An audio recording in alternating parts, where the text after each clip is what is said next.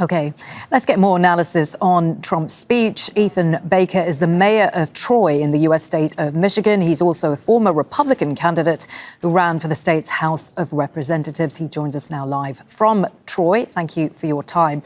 So the president's speech tonight painted a picture of a booming economy.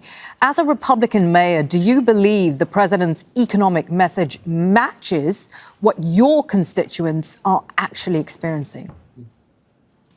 I think there's a component of that does. Certainly, you see record stock market gains. That does affect people's retirements, their 401ks.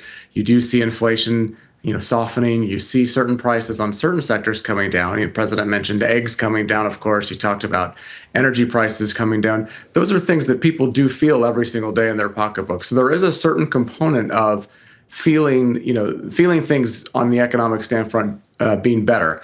That said, there are always concerns. You could have prices come down on everything, but if you feel one thing you pay for is too expensive, as often our residents and constituents do, that alone is going to set the mood for them. So I do think it's a mixed bag when it comes to how things are looked at like that. Certainly, there's been economic gains. Certainly, as we see the effects of the tax cuts that were put into place last year that will be effective on this year's tax returns, that could have a real boost to the economic sentiment. It's still a little too early to tell, though, exactly how that's playing out. Right. We heard the president again defend his use of tariffs again tonight. This is, of course, despite last week's Supreme Court ruling curtailing much of that authority. You are, of course, a Republican mayor in a state deeply tied to manufacturing and global trade. Do you support his continued push to impose new tariffs?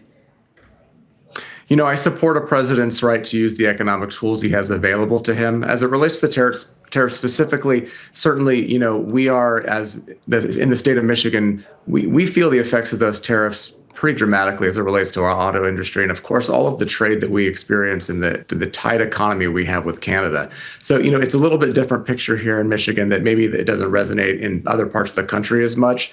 Again, I'm supportive of a president's use of tariffs as an economic tool to try to balance things and to create fair trade.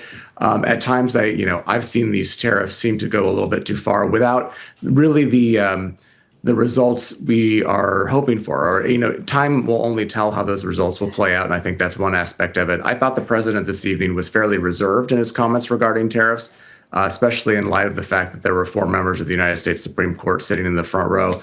He certainly, wanted to make his point as to how terrible he believed that opinion was by the court. But, compared to what we were hearing coming out of the White House a few days ago, he seems to have softened a little bit and is trying a different tack with that. The president also doubled down tonight on his immigration enforcement agenda, but obviously recent operations, including the deaths of 2 American citizens, have drawn public backlash. Has this changed how you view the federal approach to immigration? Well, I think there's a lot of different components to the federal approach to immigration. Obviously, we talk about border security being first and foremost. As it relates specifically to ICE and the Department of Homeland Security, I'm in a city that has obviously, like most cities, public safety is our number one priority in a community. And so we're looking for ways to do everything we can to keep all of our residents safe. So we work, with our police department for great community policing. We obviously have residents who are very concerned about what is happening at the federal level with ICE. We also have residents who understand that ICE can play a key and important role in public safety purposes in cities like Troy, Michigan. So it's, again, something that's much more complex than what often gets made out to be. And as it relates to the federal policy, obviously, it seems to me the Democrats have they've refused to fully fund DHS. We're in the middle of a partial government shutdown.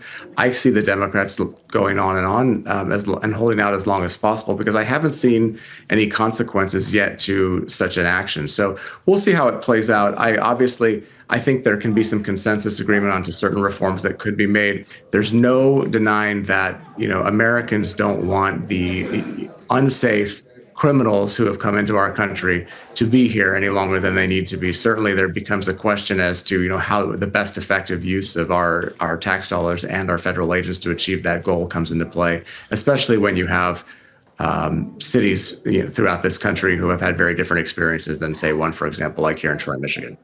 Later this year, of course, we have the November midterm elections. Over recent months, we've seen Republicans lose several special elections in traditionally conservative districts. Do you believe Donald Trump tonight in his speech did enough to reassure those anxious GOP voters?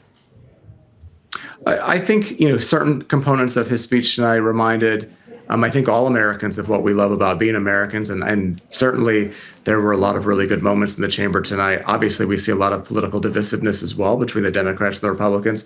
I think some Republicans can go back to their districts and take some of the president's message tonight and speak to some of the things he talked about. And I think it will actually do some good in the districts with the residents and the voters who will be voting in the midterm elections. But ultimately, I think in this fast-moving news cycle, it's only February. The November midterms are a long way away, and so much can happen in this country, and so much can happen in each individual district. So, I wouldn't feel comfortable making any predictions at this point as to how things are going out. The special elections that have happened, typically those special elections, which get a hyper focus, often do have this type of result in these midterm type years. When it's time for an overall election, national election as a whole, I think it will be different. And just to finish off on Iran, the president spent relatively little time outlining what his strategy is when it comes to Iran, whether there will be a war or not, despite what the tensions we've seen. What do you make of what he said? Should Congress have a much more explicit role before there is any further military action? Again, I think there's definitely, there's consistent precedent set in this country that a president has certain wartime powers. There's obviously a declaration of war can only be done by Congress, by our Constitution.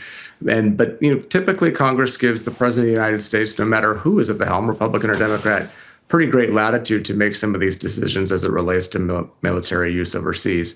I was really taken aback by some of the few moments of unity in the House chamber tonight. One of them was in relation to Iran. You did see Democrats and Republicans applauding and standing together when the president said his ultimate goal is to not have a nuclear war in Iran, or a nuclear weapon held by Iran. That is a bipartisan goal of both Republicans and Democrats in Washington, and that was comforting to see. Okay. And as it relates to the buildup, I think it's also important to notice the president did a couple times tonight mention, our former president Ronald Reagan frequently spoke about peace through strength. And you heard President Trump speak about peace through strength tonight. It very well could be a bargaining tool on his part to show such strength by the military buildup in the Middle East in order to achieve peace. Of course, that's my ultimate hope. Certainly, we are, a nation that is looking for peace, and our people are looking for peace and not looking for a new war. But we're hoping a president can come up with a deal that does make sense for the United States citizens, keeps us all safe, and achieves that ultimate goal of not letting a nuclear weapon be with Iran. Okay, Ethan Baker, many thanks for joining us tonight. Mayor of Troy in the U.S. state of Michigan, also former Republican candidate who ran for the state's House of Representatives. Thank you. Thank you, Millie. Thank you. Don't miss out on the full picture. Subscribe to Al Jazeera for reliable news and expert insights. Like, share, stay ahead.